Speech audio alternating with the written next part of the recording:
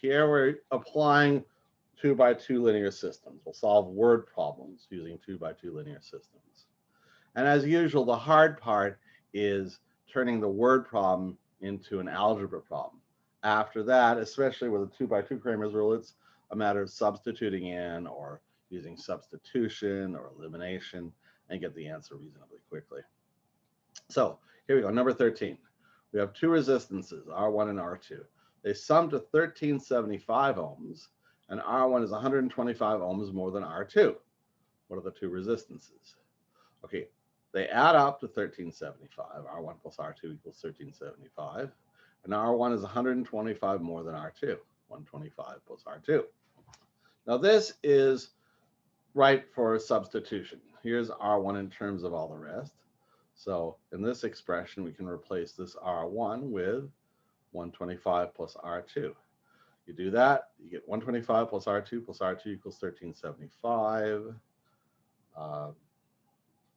So transpose 125. R2 plus R2 equals 1375 minus 125. Simplifying on both sides, you get 2R2 equals 1250. So R2 is 1250 divided by 2, which is 625. Now R1 is 125 plus R2, so it's 125 plus 625, which is 750. So R1 is 750 ohms and R2 is 625 ohms. Okay, number 15. The phone area codes for Montana and Idaho, each one has a single area code. The area codes, 3-digit number, of course, they add up to 614 and they differ by 198, and Montana's area code is the larger. Find the area code for each state. So let M be Montana's area code and I be Idaho's area code. They sum to 614. M plus I is 614. M is the bigger one and they differ by 198. So M minus I is 198. All right, now this we can solve by eliminating variables. If we add the equations, you get 2M plus 0I equals 614 plus 198 is 812. Divide by 2, and M is 406. If we subtract the equations, M minus M cancels. I minus a negative I is 2I. 614 minus 198 is 416. Divide by 2, and I is 208. So Montana's area code is 406. Idaho's area code is 208. Now here it gets a little more complicated. We have a bike maker. It has unit costs for materials and for labor. For the racing bike, it costs $110 per bike in materials and $120 in labor. For the mountain bike, it costs $140 in material per bike and $180 in labor per bike. So the question is, how many racing bikes and how many mountain bikes can they make for $26,150 in materials and $31,800 in labor? Okay, this is the word problem, and this is the information. Okay, here's the hard part. Okay, first we give the names to the variables. We want to know how many mountain bikes, call that number M. If I want to know how many number of racing bikes, call that R. Now the materials cost will be 110 times the number of mountain bikes plus 140 times the number of racing bikes. 110R plus 140M, and it equals the materials cost of 26,150. The labor cost will be 120 times the number of racing bikes plus 180 times the number of mountain bikes, 120R plus 180M, and they add to the total labor cost of 31,800. Now this is one where it definitely is indicated to use the Cramer's rule. So the coefficient matrix is 110, 140, 120, 180, here and here. And we put this 21, 26, 150 and 31,800 in the first column here for R and bring 140, 180 up from below. For M, the second variable, we put 21, 26, 150 and 31,800 in the second column and bring 110, 120 up from below. And long story short, after some multiplying and subtracting, we get 255,000 over 3,000 makes 85.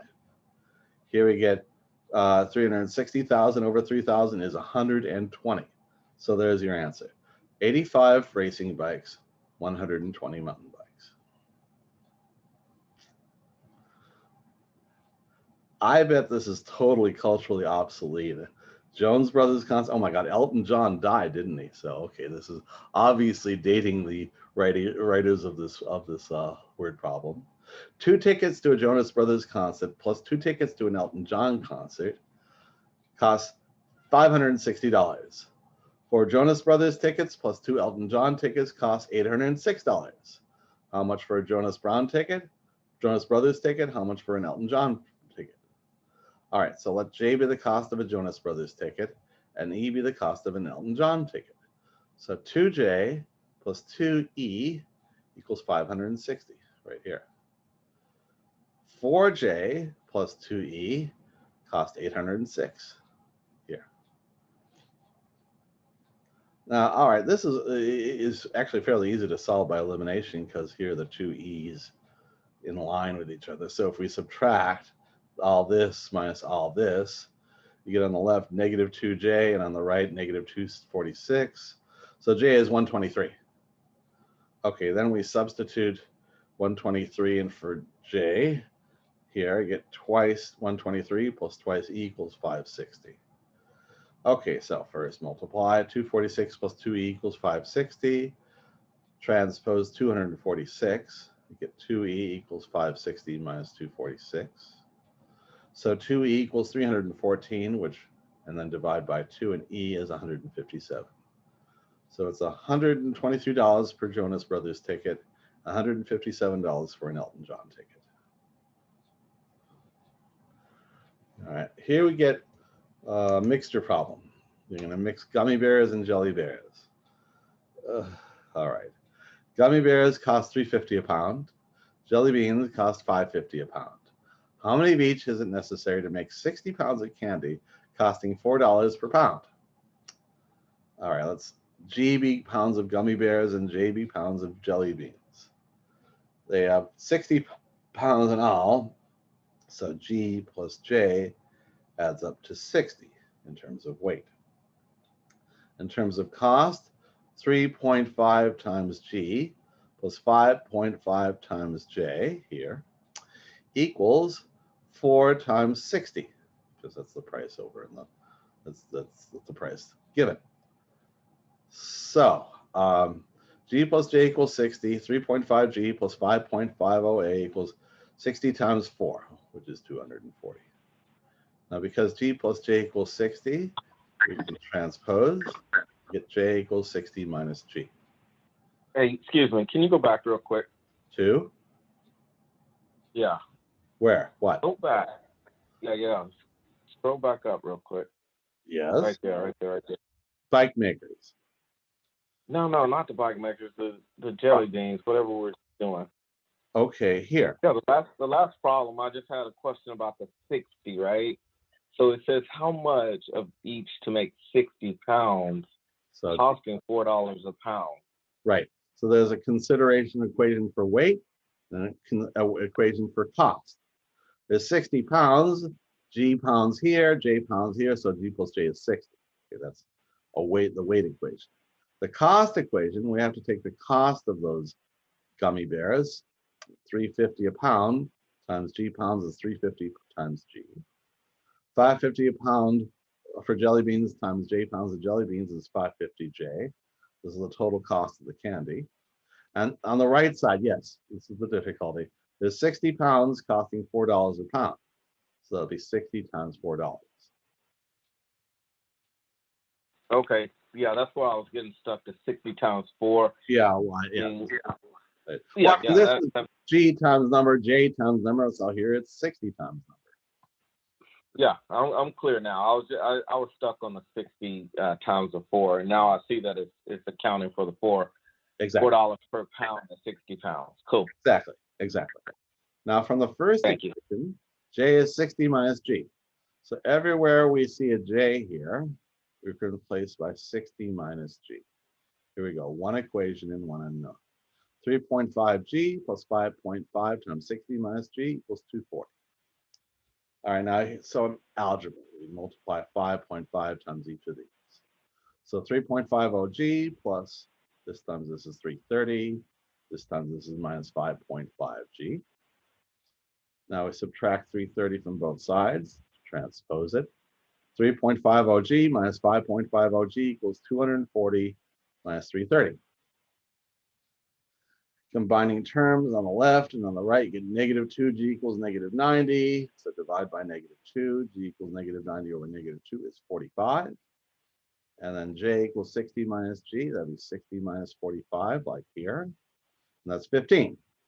So 45 pounds of gummy bears and 15 pounds of jelly beans. I'm already feeling nauseous just looking at that. Now here we have another mixture problem. Well, you're mixing 10% antifreeze with 40% antifreeze to make 4 pints of 30% antifreeze. How many of the 10%? How many pints of the 40%? Okay, let X be the number of pints of the 10% antifreeze. Let Y be the number of pints of the 40% antifreeze. And it's total 24 pints, so X plus Y is 24. And okay, the amount of antifreeze in each of the solutions, well, it's 10% of X plus 40% of Y. That makes a total of antifreeze of 30% of 24.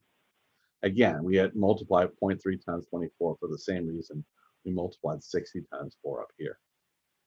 So here's the system.